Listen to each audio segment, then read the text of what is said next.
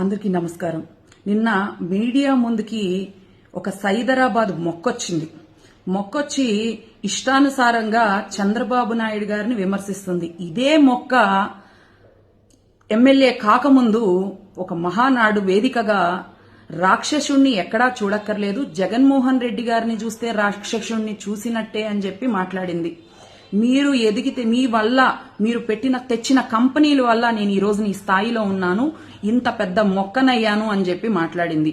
ఇదే మొక్క చంద్రబాబు నాయుడు గారి లాంటి వ్యక్తిని విమర్శిస్తా ఉంటే మాకు చాలా హాస్యాస్పదంగా ఉంది. వెన్నుపోటుదారితనం గురించి మాట్లాడుతూ ఉన్నారు వీళ్ళంతా.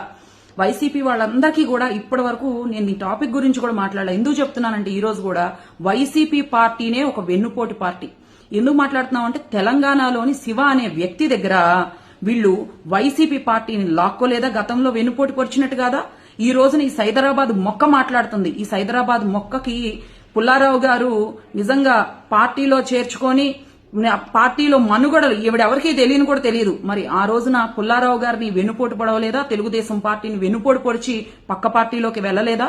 ఇలాంటి మొక్కలు ఈ రోజున జనాలు ఎక్కడ మర్చిపోతారా? లేకపోతే ప్రెస్ మీట్ లో ఏడవకపోతే, మాట్లాడకపోతే, పేలకపోతే రేపు జగన్మోహన్ రెడ్డి గారు టికెట్ ఇవ్వరేమో అని చెప్పి ఇష్టానుసారంగా మాట్లాడితే మాత్రం ఎవరు ఊరుకునే పరిస్థితి అయితే లేదు.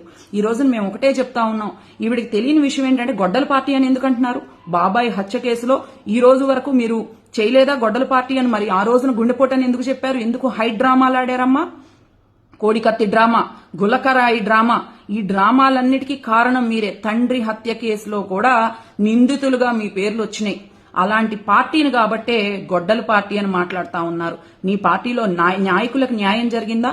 మీ పార్టీలో ఉన్న కార్యకర్తలకు న్యాయం జరిగిందా? మీ పార్టీ గెలిచినప్పుడు ప్రజలకు ఏమన్నా న్యాయం జరిగిందా? ఎక్కడా కూడా న్యాయం చేయని వ్యక్తులు 151 సీట్లు వచ్చినాయని చెప్పుకొని షేర్గా బతికేమని మాట్లాడతా 2 ఏళ్లు కళ్ళు మూసుకున్నారు కదా, ఇంకో 3 ఏళ్లు కళ్ళు మూసుకొని మా ప్రభుత్వం ఉంది కాబట్టి కళ్ళు మూసుకొని మీరంత ప్రశాంతంగా ఉంటున్నారన్న విషయం మర్చిపోవద్దు. మా ప్రభుత్వం ఉంది కాబట్టే మీరు ఎన్ని ఆగడాలు చేసినా ఒక్కొక్క దాని మీద మేము చర్య తీసుకుంటా ఉంటాము.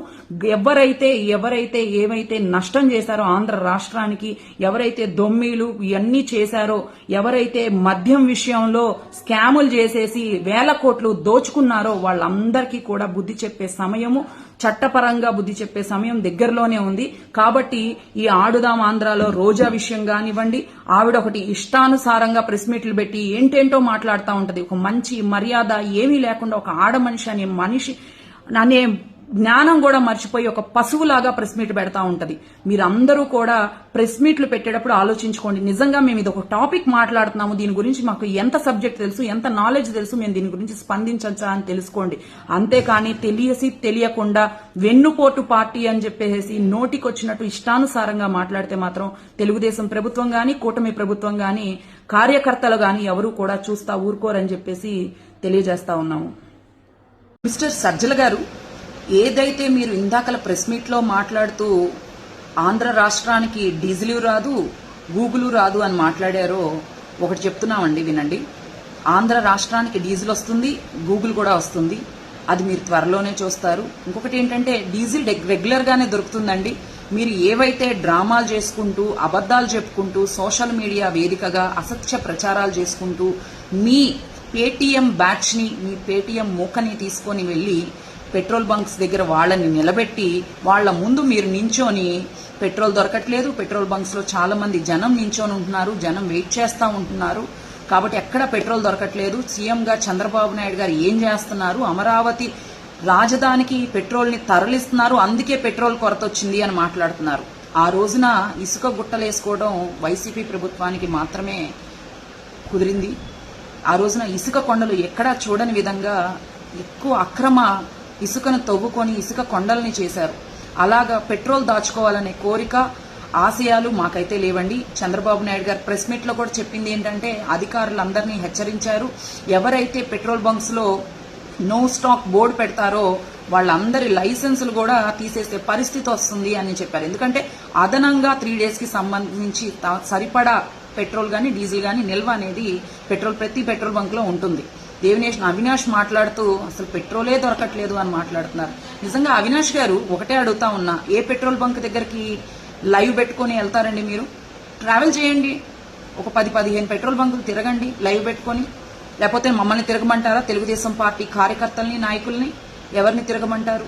అంటే ఎక్కడ ప్రతి చోట కూడా డీజిల్ దొరుకుతుంది, పెట్రోల్ దొరుకుతుంది. మరి మీరు జనాల గురించి ఆలోచించాలి, జనాలకి మంచి చేయాలి అన్న ఆలోచనతో ముందుకొచ్చారా? లేకపోతే ఈ చోటా మోటా నాయకులందరూ కూడా చంద్రబాబు నాయుడు గురించి మాట్లాడితే అన్నా మమ్మల్ని గుర్తిస్తారు ప్రజలు, జనం అని చెప్పేసి మీడియా ముందుకు వస్తున్నారు అనేది అర్థం కావట్లేదు. నిజంగా అతి త్వరలోనే గూగుల్ కంపెనీ కూడా వస్తుంది. మీరు ఏవైతే అసత్య ప్రచారాలు చేయాలనుకుంటున్నారో అదేదో సినిమాలో లాగా నిమిషానికి దొరికిపోకండి. కనీసం అసత్య ప్రచారం అయినా కూడా జాగ్రత్తగా చేసుకోండి. ఎందుకంటే అది చేయటం కూడా మీకు రాదేమో. ఎందుకు మాట్లాడుతున్నాను ఈ మాట అనంటే, అలా చేస్తారు, ఇలా దొరికిపోతారు. ఆ రోజున గులకరాయి పెట్టి నన్ను కొట్టారు, నా మీద అటెంప్ట్ చేశారన్నారు, ఆ రాయి దొరకదు. కోడికత్తి నాటకం ఆడారు, ఆ డ్రామాలన్నీ అయిపోయినాయి. ఇప్పుడు మీరు మళ్ళీ జనాలకి ఏదో ఉద్ధరించేసేటట్టుగా మొన్న అంబులెన్స్ తీసుకుంటే, ఆ రోజు అంబులెన్స్ లో కూడా నిజంగా ఏదైనా అత్యవసర పరిస్థితిలో ఎవరైనా ఉంటే అది కూడా వాళ్ళకి ఏదైనా జరిగితే కూడా చంద్రబాబు నాయుడు గారికి అంటగట్టాలి అని చెప్పేసి మీరు చేసిన డ్రామా ఏదైతే ఉందో ఒక నిండు ప్రాణాన్ని తీసేవాళ్ళు. అంటే అక్కడ పెట్రోల్ ఉంది కానీ మేము కొట్టము, స్టాక్ లేదు అని చెప్పేసి ఏవైతే 250-300 పెట్రోల్ బంకులు వైసీపీ వాళ్ళే ఉన్నాయో వాళ్ళు మాత్రమే నో స్టాక్ బోర్డు పెట్టారండి, ఇంకెవ్వరూ పెట్టలేదు. నిజంగా ఆ రోజున అంబులెన్స్ కనుక ఏదైనా అయితే, వాళ్ళకి ఏదైనా అయితే ఎవరండి బాధ్యులు? అది కూడా చంద్రబాబు నాయుడు గారి మీదకి తోసేసేవాళ్ళు కదా. మీరు ఇలాంటి డ్రామాలు చేసి ఎంతమంది మరణానికి మీరు కారకులు అవుతున్నారో మీరు ఆలోచించండి. మీరు చేసే చిన్న డ్రామా వల్ల ఎంతమంది ఇబ్బంది పడుతున్నారో ఆలోచించండి. అంతేగాని ఏదో మేమేదో ఉద్ధరిస్తున్నాము జనాల్ని అని చెప్పి మీరు నిజంగా ఏమీ చేయలేదు కాబట్టి 11 సీట్లతో ప్రతిపక్ష హోదా కూడా లేకుండా మీరు మిగిలిపోయారు. ఇది ఇప్పటికైనా గమనించి ప్రజలకు మంచి చేయాలన్న ఆలోచనతో ముందుకు రండి తప్ప అసత్య ప్రచారాలు, అసత్యంగా సోషల్ మీడియాలో మాట్లాడడము, అమరావతికి అడ్డుపడటము ఇలాంటివి గనక చేస్తే చంద్రబాబు నాయుడు గారు ఇక మించి నిజంగా మీ గురించి ఆలోచించకుండా కూడా ఆయన ఎవరైతే ఇలాంటి దుష్ప్రచారాలకి నాంది పలుకుతారో వాళ్ళందరి మీద కూడా సీరియస్ యాక్షన్ తీసుకుంటా ఉంటారు. అండ్ అధికారులు కూడా ఎవరికి వాళ్ళు ఎక్కడికక్కడ స్పందించి ఎక్కడైతే ఇలాంటి నాటకాలు, డ్రామాలు జరుగుతున్నాయో వాళ్ళందరి మీద కూడా త్వరగా యాక్షన్ తీసుకుంటే ప్రతి పాయింట్ మీద కూడా చంద్రబాబు నాయుడు గారే రియాక్ట్ అవ్వాల్సిన పని ఉండదు. అధికారులు, కలెక్టర్లు ప్రతి ఒక్కళ్ళు కూడా వీటి మీద స్పందించి ముందుకు రావాల్సిందిగా కోరుకుంటూ సెలవు తీసుకుంటున్నాం.